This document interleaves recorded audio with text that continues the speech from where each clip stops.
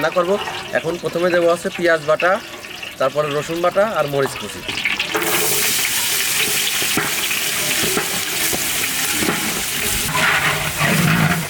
দিয়ে দিলাম আমরা হচ্ছে আলু বোখারা।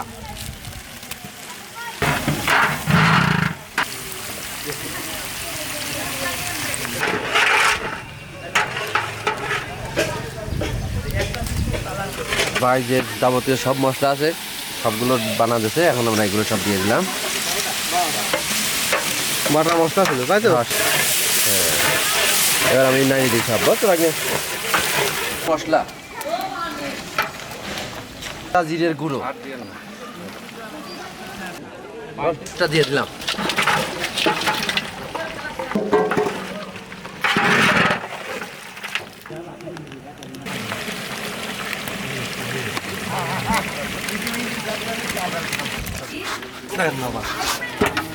সুন্দর বেশি করে পানি মারি দেন।